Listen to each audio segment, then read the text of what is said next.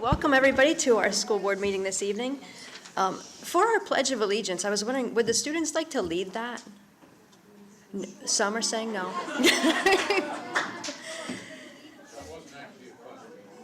Come on up. Yay, thank you so much.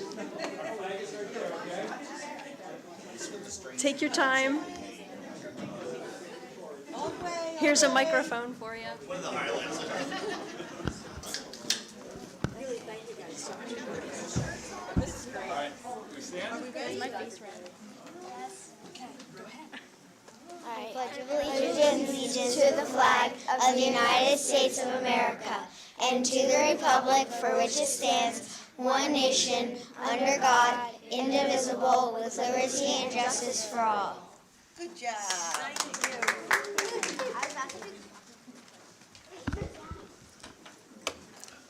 So we're here every Tuesday night, just about. We'd love for you to come and do that each time. That'd be wonderful.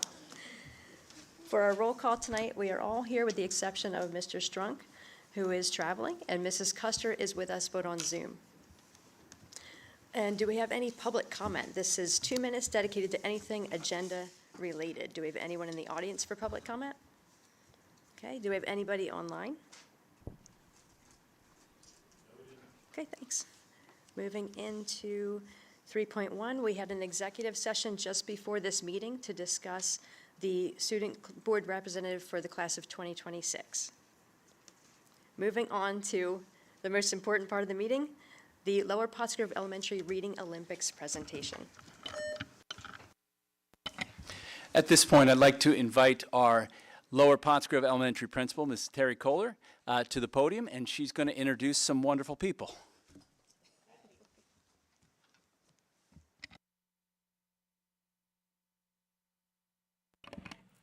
Thank you. Thank you for having us this evening. So we're really excited to introduce our 2023-2024 Reading Olympics team. Some of our students from that participated are here with us this evening. So what we're going to do is I'm going to first introduce the coaches that are here, and then as we bring the students up, we are going to give them their certificates and their ribbons that they earned, and then I'll tell you a little bit about what Reading Olympics is. So at this time, I'd like Mrs. Schaefer. She is our teacher of our gifted enrichment program, and she is the kind of overseer of all we do with Reading Olympics. And then we have fifth grade teacher, Mrs. Brenda Novak, who's one of our coaches, and third grade teacher, Mrs. Shari Costanzo, who is also one of our coaches. So I'm going to have them come up, and then we'll introduce our students that are here.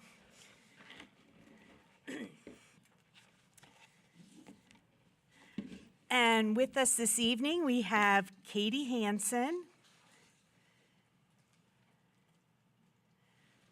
These are all fourth and fifth grade students currently at Lower Pottsgrove that are part of our team. Layla Hussein.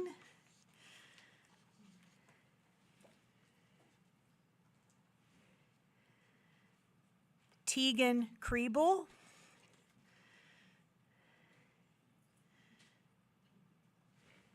They're a little nervous.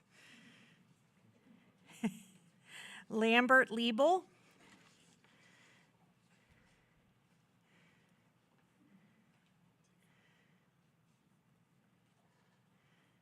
Gianna Marino.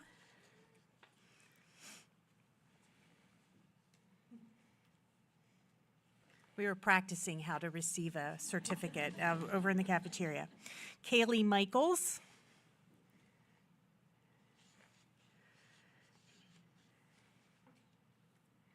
Sophia Sanchez.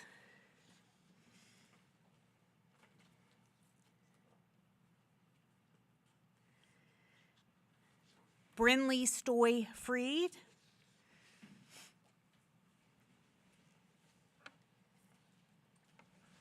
Cassidy Yetter.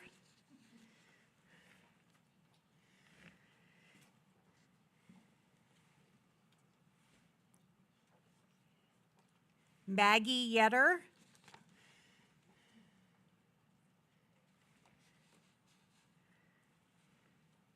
And Layla Moyer.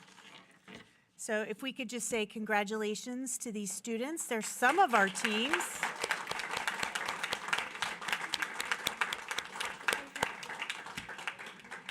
Again, these are all 4th and 5th grade students at Lower Pottsgrove. Now, our total teams, how many students did we have total? 23 students total, so these were the students that could be here this evening. And now I'd like to just tell you a little bit about what Reading Olympics is. Some of the students have samples of the books that they read that they're going to hold up and share too. So Reading Olympics is a countywide event that aims to increase students' reading for enjoyment and increase reading skills. Students collaborate with their teammates to read and discuss books from a specific list. In the spring, teams will compete against peers throughout the county, answering questions about the books they've read.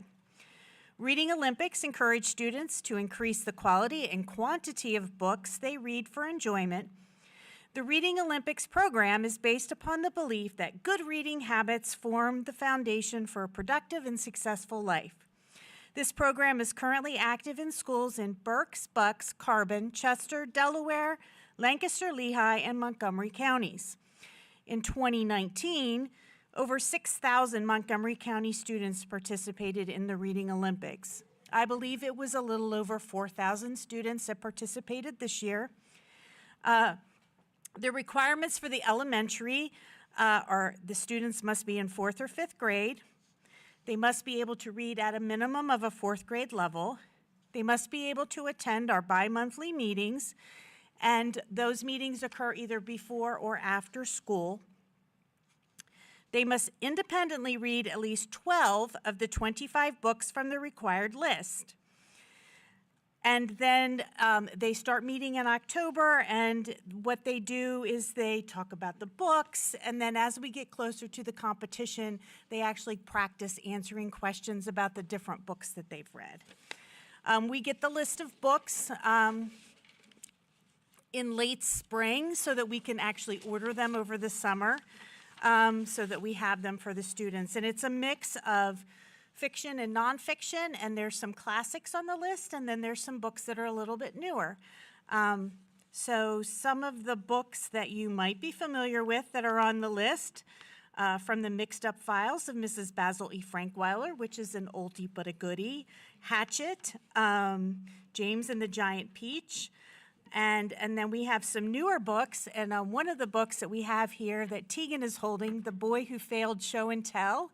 The author is actually from the Lehigh Valley, and he's visited us at Lower twice, once virtually and once in person. So we have a special connection with that particular author. So we thought that was pretty cool that when his book was on the list this year. So that's a little bit about Reading Olympics. And boys and girls, we're really proud of the work that you did. One of our teams scored... how many? 51 out of 60 points, and the other team had 47 out of a possible 60 points, which is really impressive. Mrs. Schaefer and I have the honor of being a moderator and a monitor. I scorekeeper. Mrs. Schaefer reads the questions. We do it virtually, and this year we had the joy of having one of our teams in one of the rooms, that actually both of our teams, we typically don't get them, but they were competing against students from Springford School District and some other districts around the county. So we're just really proud of how well they did. The ribbons are awarded based on the points they earn, and to earn a blue ribbon, you have to get at least 40 out of the 60, and we did well above that. So we're just really proud of them and all that they did this year. So here are some of our Reading Olympics students.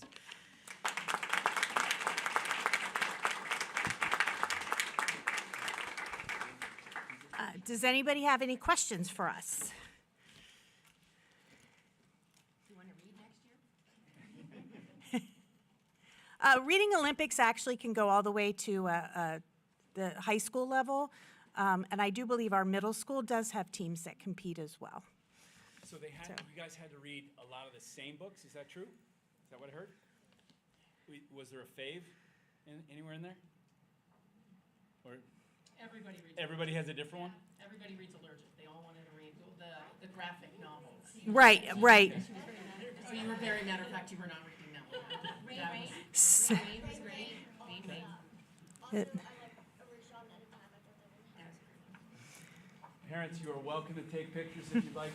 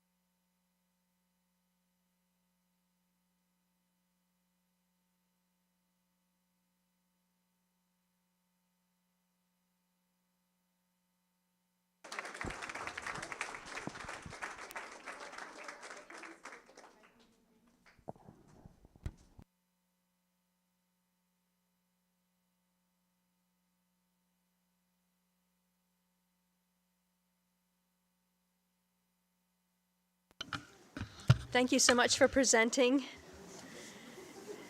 Next up, we have the report of the superintendent. I'm not sure how you follow that. Yeah, tough act to follow.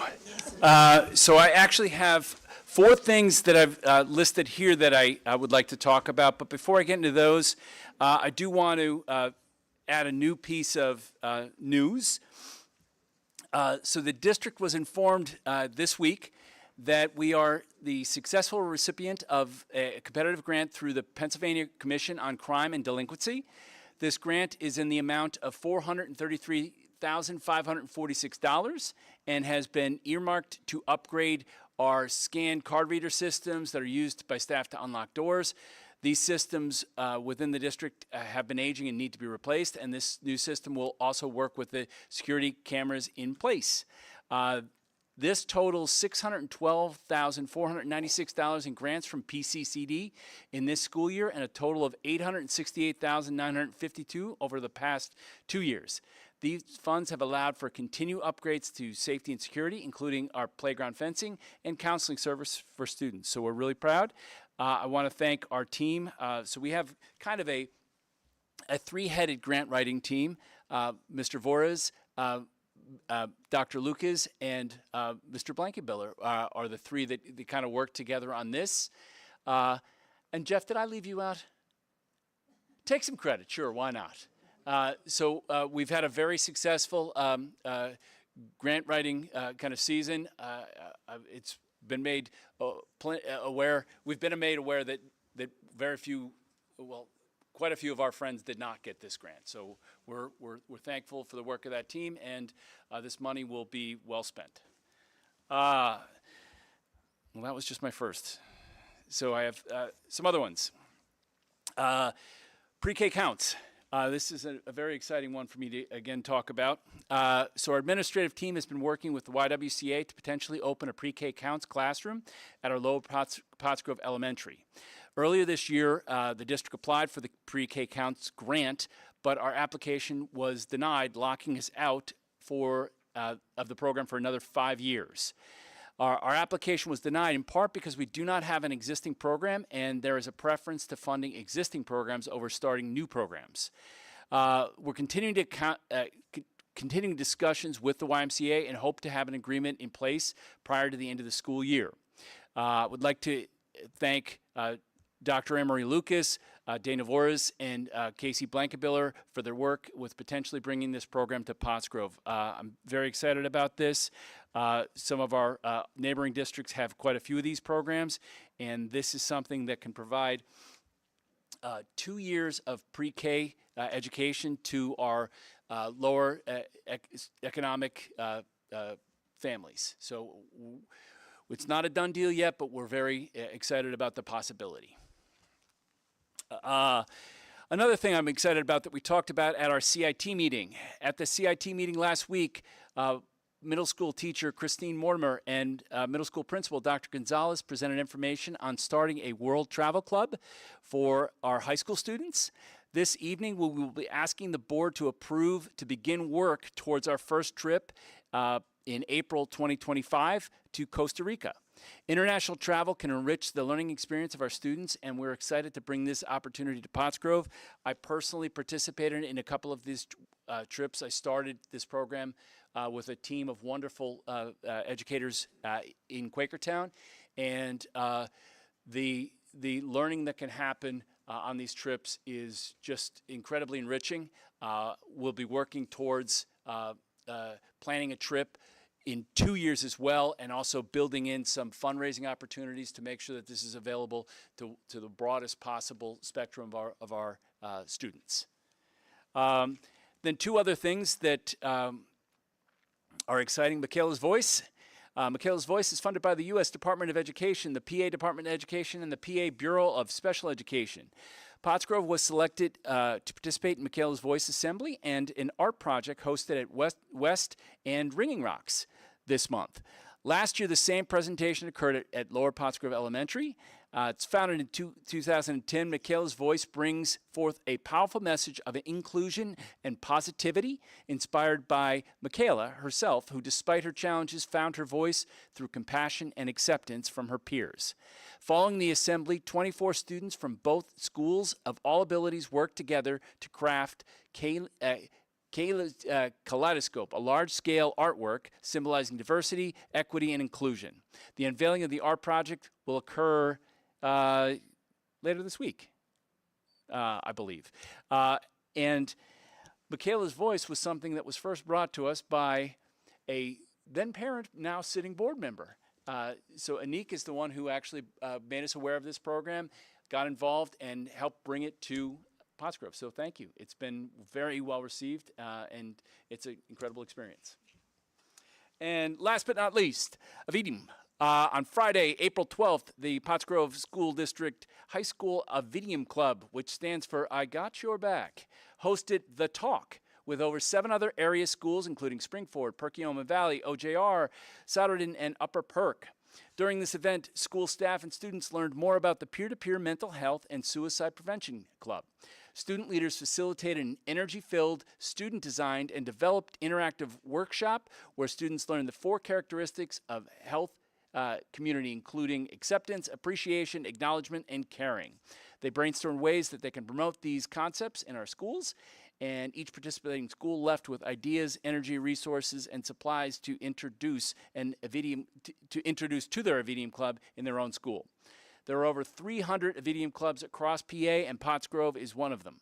Special thanks to Brandy Berwiger, and Marco Desiderio, who are 2 of our biology teachers here at the high school, who are the club moderators and helped organizing the event. So thank you very much.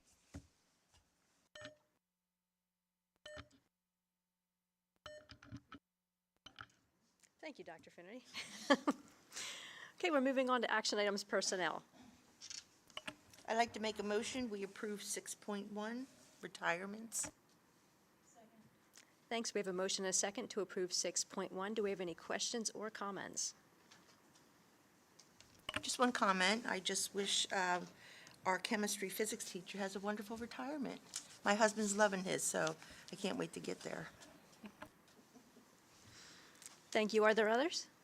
Okay, hearing none. All in favor? Aye. Any opposed? Motion passes. Moving on to 6.2.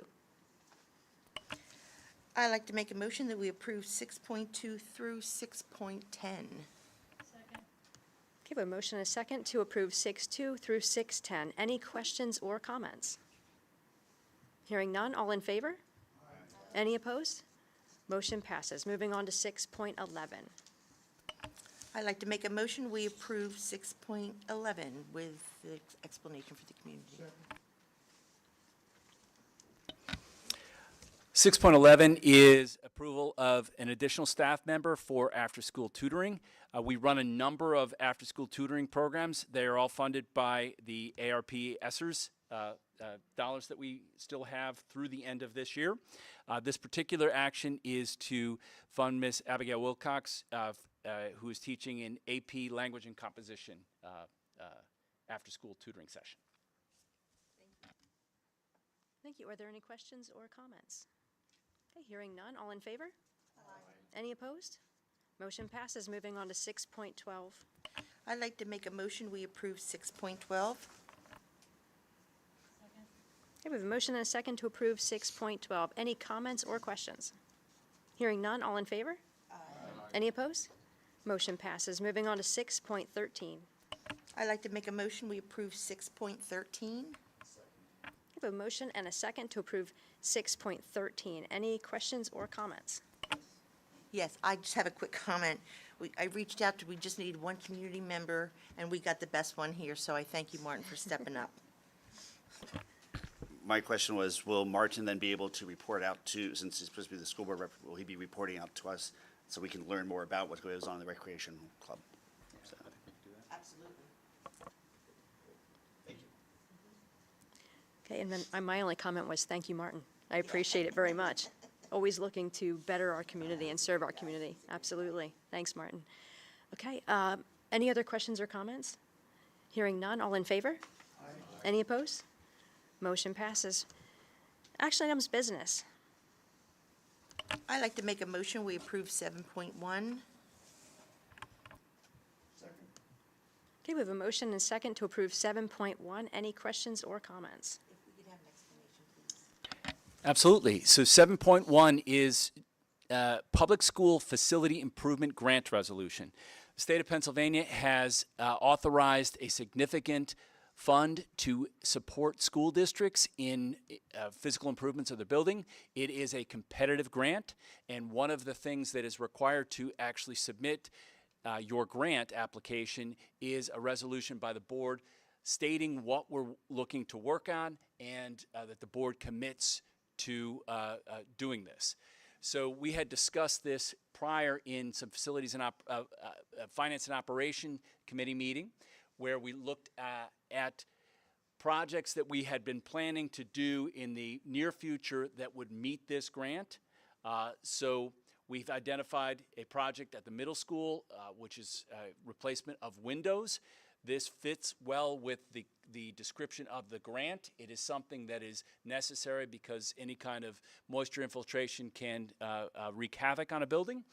And this, if we get this approved, this would provide $3.1 million to the district to offset that project. Okay, any other questions or comments?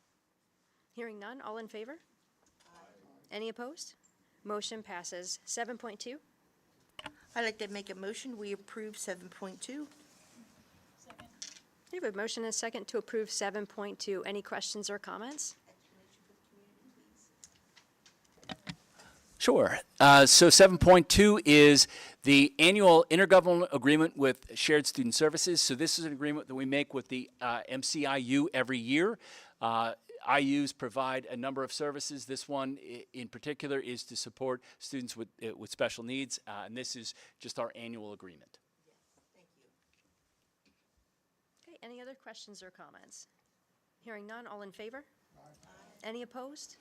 Motion passes. Moving on to 7.3. I'd like to make a motion, we combine 7.3 and 7.4. Give a motion and a second to combine 7.3 and 7.4. Any questions or comments? Hearing none, all in favor? Aye. Any opposed? Motion passes. Moving on to 7.5. I'd like to make a motion, we approve 7.5. Give a motion and a second to approve 7.5. Any questions or comments? Just a comment, I just would like to thank Mishkok Physical Therapy for their continued support in Pottsgrove. Absolutely. Any other questions or comments? Okay, hearing none, all in favor? Aye. Any opposed? Motion passes. 7.6. I'll make the motion that we approve 7.6. Thanks. We have a motion and a second to approve 7.6. Any questions or comments? Okay, I actually have a quick question. When it talks about the turf testing, what does that entail? Mr. Ansbach, would you be able to speak to that? Okay. But essentially, it tests our turf, it cleans our turf. They run a machine through it and it picks up paper clips, earrings. It makes sure that there's no items in there that could be unsafe to hurt our children while they're on. So it's basically a cleaning, like a maintenance. Yeah, it's a clean and repair, and they do a GMAX test where they drop a weight from a meter, and they measure how far it goes into the infill. Okay. So it tests the cushion ability of the turf, so the kids don't get hurt. And if any areas don't test properly, they'll let us know, and we just have to add infill into those areas, and they'll tell us what we have to do to repair those areas. Okay. It's pretty interesting. After they're done, they give you a Ziploc bag of what they find. None of it has been extremely valuable. Thank you for that. I appreciate it. I just have one quick question. We're going for the 3-year contract? Is that what this Yes, is, so 3 years? this motion is an approval of a 3-year contract, and the prices for each year are laid out in the public content. Yes, thank you. Okay, any other questions or comments? Hearing none, all in favor? Any opposed? Motion passes. Moving on to 7.7. I'd like to make a motion that we approve 7.7. Okay, we have a motion and a second to approve 7.7. Any questions or comments? Just a quick question and a comment with this. My understanding is this is going to be divided in two, and this is a scoreboard for the middle school field up there.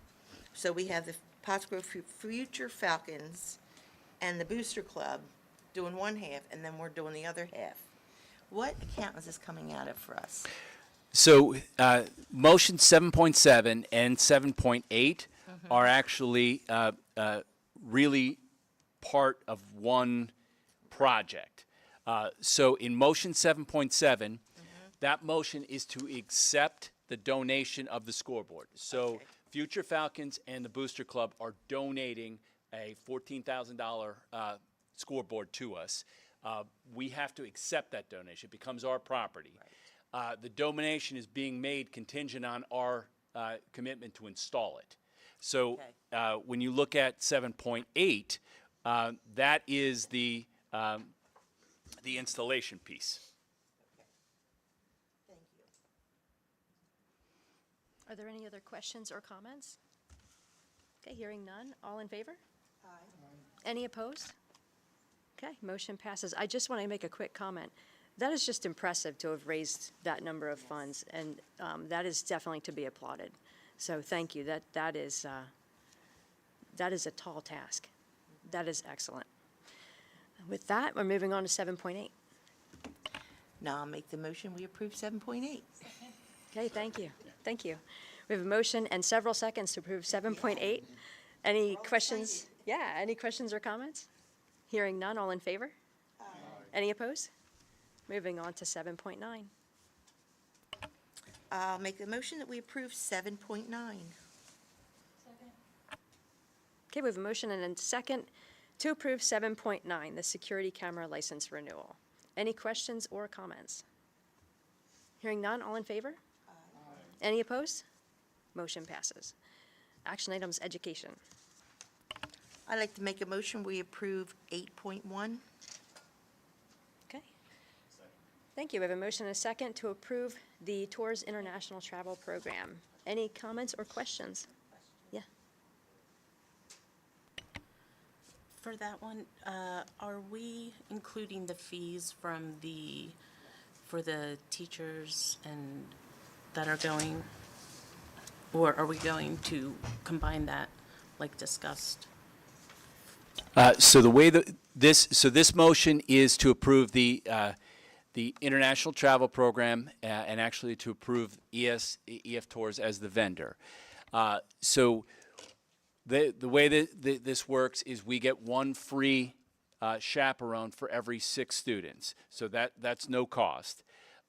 One of the things that we talked about in committee was building in the cost of subs so there's no cost to the district. So that would be the cost of paying the sub to cover the chaperone. So there wouldn't be any cost to the district. Now, typically, the teachers and the chaperones who go on this do buy up to like have their own room, and so that would be a cost that would not be covered by the district. That's up to them. Okay. Okay, any other questions or comments? I do have one other question or comment. As we talked about in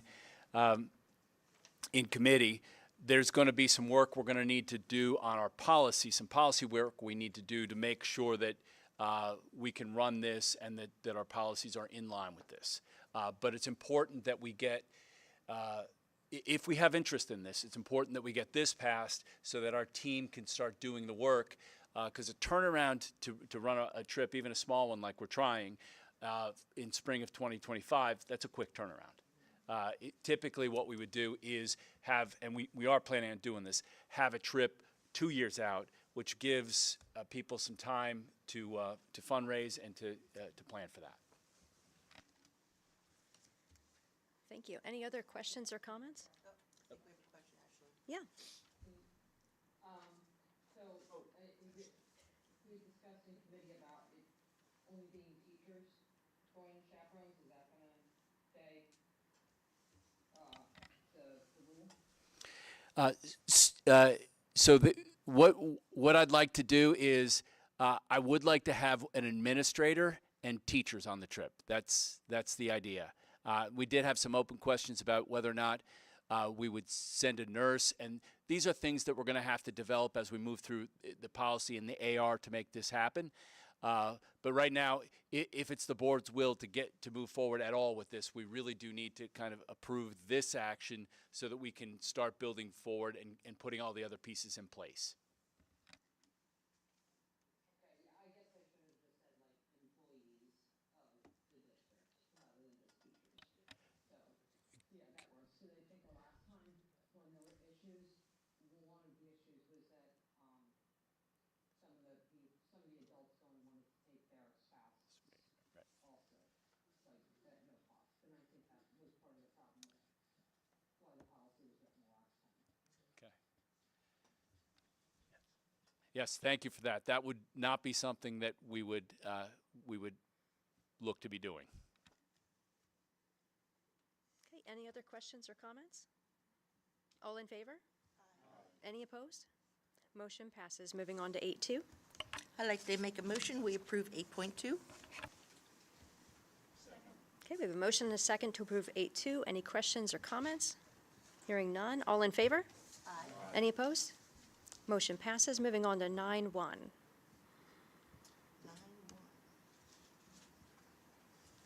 Oh, that's Ashley. That's Ashley. Does she want to do that now? Ashley, 9.1 is, yeah, do you wish to report that out tonight, or do you want to table that? Is the video link, available? There's a video that was shown the beginning of that meeting. It's funny, that's actually 2 meetings ago now, because we had an MCA meeting last night also. But there was a,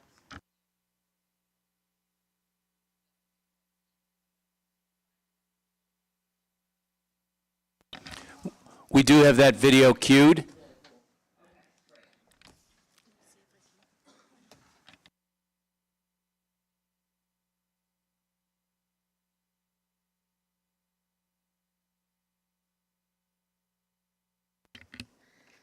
And I need to take my volume.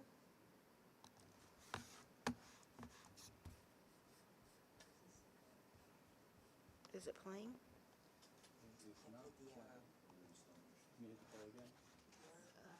Okay, let me. I'm sorry. I'm working.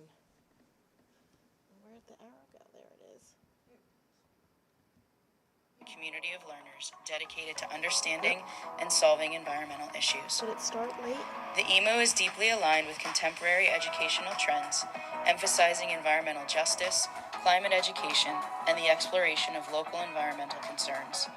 It utilizes research-based curricula and resources to facilitate systemic change and promote equitable instructional practices. Equipped with an extensive array of equipment for chemical, biological, climate and weather, and soil analysis, the EMU empowers students to conduct detailed investigations into the environment around them.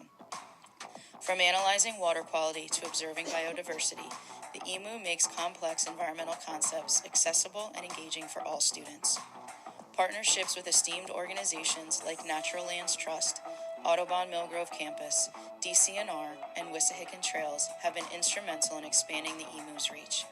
These collaborations enable the EMU to offer a variety of field experiences, ensuring that environmental education is meaningfully leveraged to enrich learning both during and after the traditional school day and even at community events. The EMU is a testament to MCIU's vision of environmental education as an integral part of lifelong learning. It breaks down the walls of the classroom, making environmental literacy and sustainability an accessible, engaging, and vital part of education at any time and place. As we move forward, the EMU stands as a bold commitment to preparing our students to become informed and passionate stewards of the environment. It's an invitation to educators, students, and the community to join us in a collective journey toward a sustainable and knowledgeable future.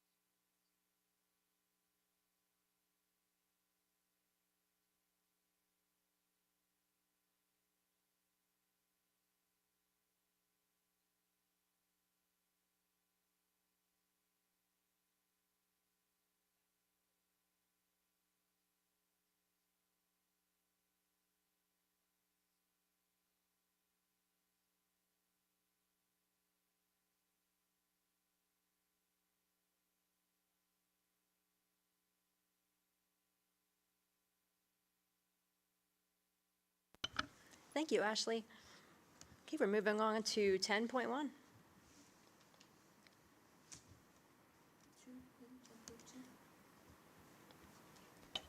I think there's an error in the agenda, item 9.2, at least on mine. I have policy committee meetings. Shouldn't that be in? All right, so maybe I just dragged it because I have. Okay. Okay, yes, policy minutes. We're needing a motion and a second to approve our policy committee meeting minutes for March 26. I'll make that motion.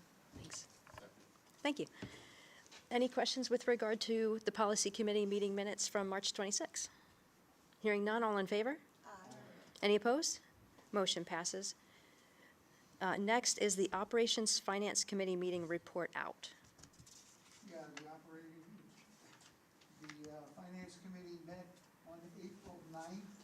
There were two items of business, some of which have been already alluded to.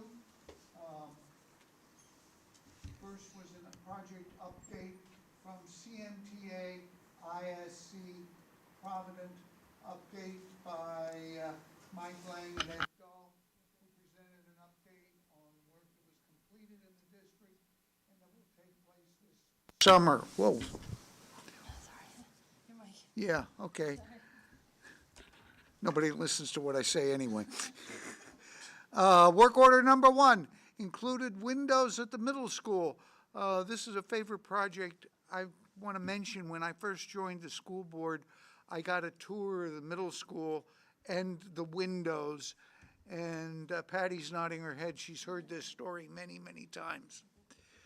But the windows have been bad and needing replacement for a long time. And ringing rocks lighting. The rocks lighting, including decentralizing the lighting controls and replacing the fluorescent bulbs to LED. This work started in the fall of 2023, working after school hours and was completed over the spring break this year. The middle school window replacement started last summer, and the middle school window replacement started last summer and will be finished in the fall. I think that's an error. This work was done this is a minor repair job done to fix the water leaks in the music room windows, not the main windows in the building.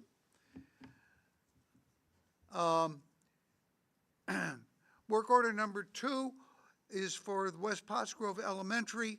They are replacing the HVAC with a geothermal system and roof replacement, electrical systems upgrading and replacing the generator, fire protection upgrades to the sprinkler system, and building envelope upgrades and repairs.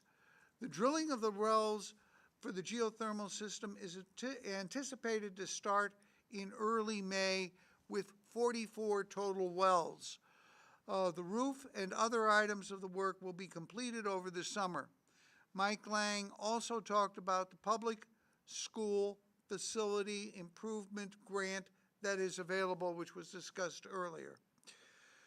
The application deadline is to apply is May 31st, 2024, and anticipated award would be announced later in the fall. School districts are required to have a 25% matching contribution, and this will require the school board to adopt a resolution which we approved earlier in this meeting.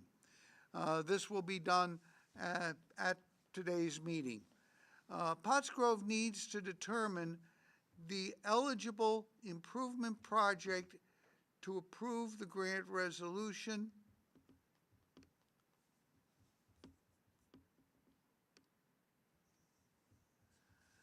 Prior to the application of the submission, and to submit the application by May 31st. The school district, along with CMTA, ICS, PEC, have identified the remainder of the windows to be replaced, which are basically the outside windows to the classrooms. The cost will be between $3 and $3.5 million. The maximum amount to be requested for the grant is $5 million, so we will be asking for a little less than the maximum.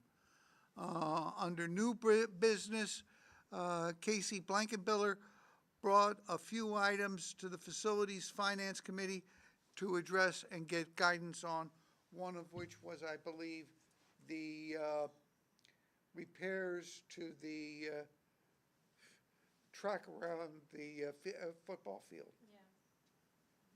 Yeah. And from my experience, and we had somebody here who was into track, I used to run track and run it on that kind of asphalt. And when it gets cracked like ours is, that can be that can start to become a trip hazard. And I used to jog individually. If you have people running, where you've got to deal with people cutting in and out, it can be more of a problem. So that's something that's a preview of coming attractions. So anyway, that's my report. Are there any questions? Thank you. Thank you, Dr. Nippert. Okay, we're moving on to the report of the CIT committee.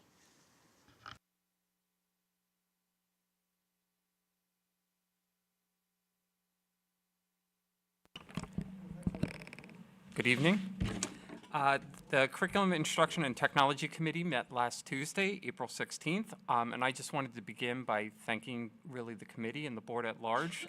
That meeting went a little longer, but you all hung in there like true champions and shows your true commitment to our cause. So I wanted you to know from me to you, I really appreciate everything that you do for that. We did have 5 agenda items on the CIT agenda, one of which the board already took action on tonight, and that was the EF tours for international travel, so I'll skip over that piece. In addition to that, Dr. Lucas spoke about our PACE Comprehensive Action Plan, as well as a video and a 5-year plan that will be put into place. She shared what that video looks like and how it will be shared out on social media, the website, other media outlets. And it will also be shared at an upcoming Safe Schools Partnership meeting later on this spring. Dr. Lucas and some of her colleagues also talked about the REACH program that is in place in our elementary buildings as well as our middle school. That's providing individual and intensive counseling services to some of our students in need there. Because of that program, or at least in part because of that program, they were able to share various data points with us, including decreased mental health symptoms, decreased absenteeism, decreased school suspensions, decreased discipline referrals, and all of that occurred while increasing students' social and emotional coping skills. So those are all really good things to have happen. So that was fantastic to hear. So the recommendation for that was to keep that in place for the 2024-25 school year and even expand it a bit so that each of the elementary buildings will have I'm lacking on the word there, counselor, but that's not the right word, clinician, right, Anne-Marie? That was already included in the pupil services budget for next year and has already been approved. We talked about that piece. 2 items that generated a lot of conversation, one of which was student cell phone usage, specifically at the high school. It should come as no surprise that children, young adults really like their devices, as do many of us. But there's an appropriate time and place for that. So there's been a lot of conversation about what can we do really to increase the instructional culture and the learning culture that we have in place specifically here at the high school. So when we talk about things like cell phones being out, and earbuds and smartwatches, all those things can be potential distractors from teaching and learning throughout the school day. As recently as this afternoon, Dr. Finnerty and the team met with a fairly decent representation of the high school here, and all of them were uniformly on board with, yeah, what do we do? How do we work together to put some other things in place? We agreed, the committee agreed, and we agreed with that group to kind of work together as a team and bring recommendations forth, and any changes will be communicated with our families and our community prior to the next school year. In addition, there's also been some conversation about the potential elimination of midterms. As you might imagine, there's viewpoints on either side of that continuum, depending upon what perspective that you have. Again, this has been a conversation that we've had with the high school folks as well. We made the really no recommendations were made. We are not doing anything for next school year in terms of midterms, with the exception of looking at what the building schedule looks like on days that we give midterms. But midterms will still occur. However, during that time, we're continuing work that we already have as part of our goals in really developing formative assessments that we can use over time that relate exactly back to the curriculum that the students are taught. And as those assessments are strengthened, potentially there's less reliance on what those midterms might look like as well. Finally, Mr. Bittler shared, this is kind of another agenda item, something that we already discussed at a previous meeting, but he kind of circled back to it to give some additional information. It's all about end-of-life technology equipment. So what is that? I know we talk about end of life and it sounds terrible, but we're talking about technology equipment here. So we're talking mainly iPads, laptops kind of things, but it could be some supplemental things like cords and bricks and whatever the case might be. So after talking about this at a previous CIT committee, Mr. Bittler did some work and came up with the strategy that really we start with trying to sell that all back to our community, wherever the community is interested first, for a period of time. Prior to doing that, all equipment is kind of really set back to factory settings, so all data is kind of erased from it, but still a usable device for somebody that might want to purchase that.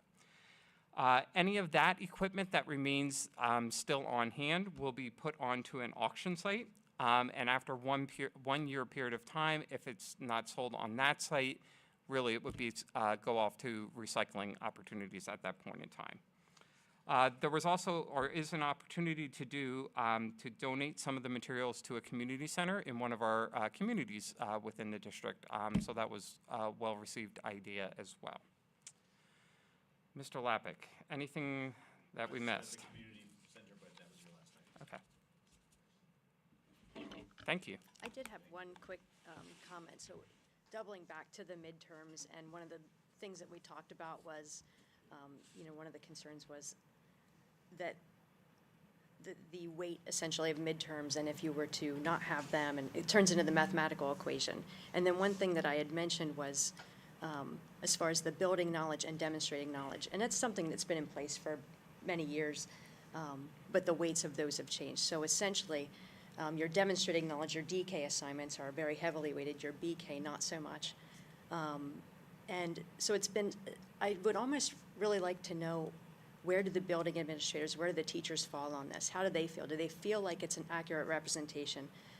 Are they feeling like they're getting what they need to know where the kids are, how they're mastering the material?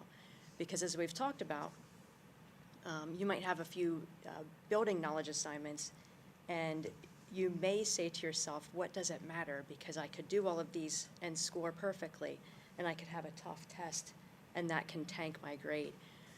And I can see it, like, so for example, with college, you might have, in fact, you do. You have very few assignments that you are graded on. You might have one or two things for an entire semester. I can totally understand that. So it's almost like chunking it out, where you say, okay, so maybe for a course like an AP or something that's geared more toward that sort of curriculum, that college level where, you might just have one test per semester, two tests per semester. Maybe that is a good structure.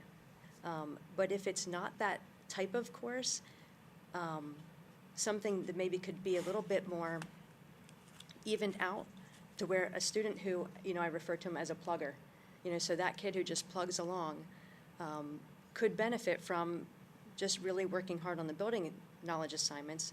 And then that way, that is building that knowledge and demonstrating it.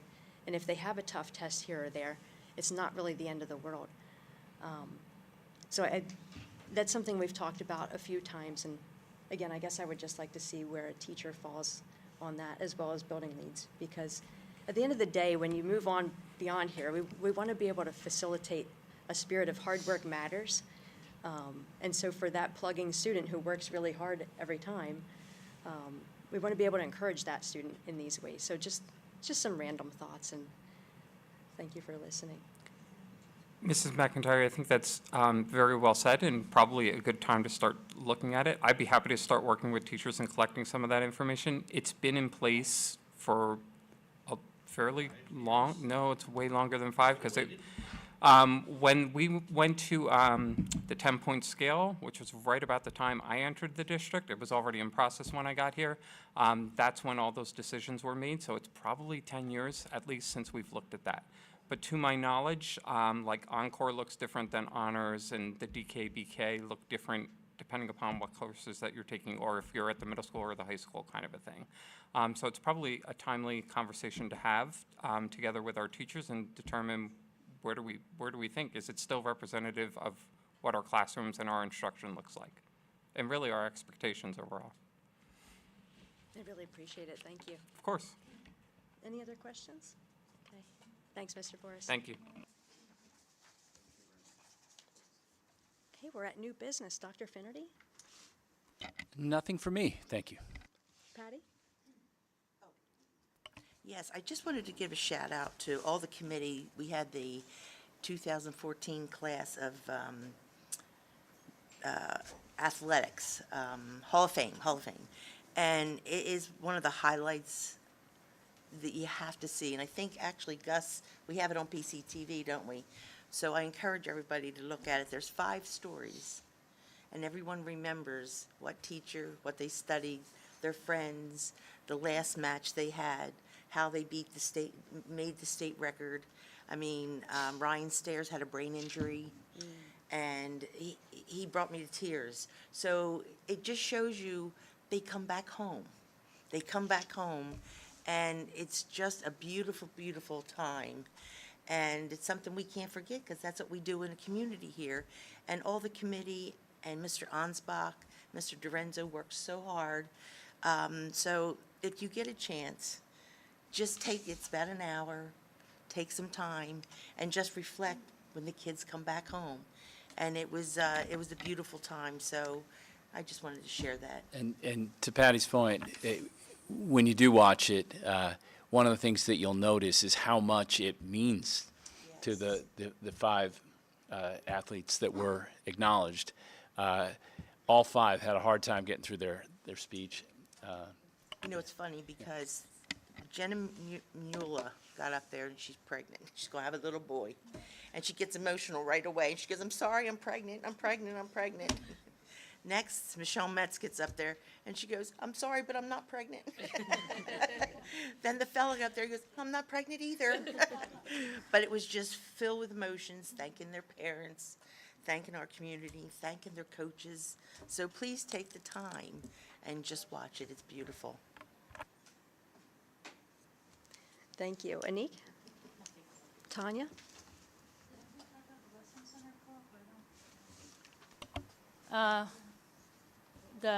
We had the banquet at the Western Center. The food was fantastic.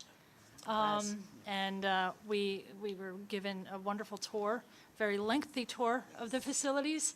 It was a very long night, and we as a district were very well represented. We had several of our members there, and what the kids did there and continue to do there is absolutely incredible. So if anybody has the chance to go visit, tour, I would highly recommend it. And that's all.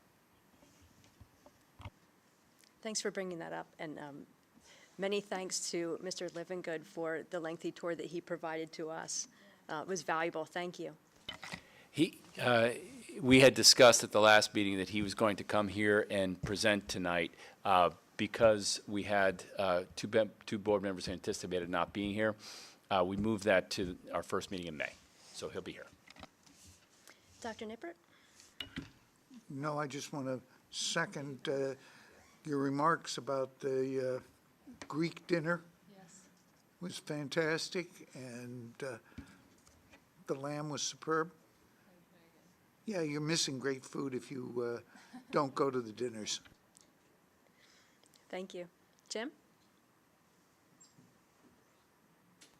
Just wanted to congratulate our music department for the wonderful orchestra last night, and the full orchestra there. Everything, middle school, high school, they did an awesome job as always, and it's just the dedication of the teachers in that department is really, really fantastic. So I apologize for repeating myself and saying that, but they're just awesome. So thank you all. Thanks, Jim. Bill? Ashley, any new business for tonight? Sorry about that. Putting on mute. No, I'm all good. Okay, thanks for attending. And I don't have anything. Of course. I don't have anything because the students aren't here, and it makes me sad. But I was really happy that we had our elementary students here this evening to present, and especially to do the Pledge of Allegiance. That was awesome. Thank you for the suggestion. With that, we're moving to public comment. Do we have any public comment? Anyone wishing to offer public comment in the room tonight? Anyone online? Okay. Motion to adjourn? So moved. All in favor? Aye. Okay. Motion passes. Good night, everyone.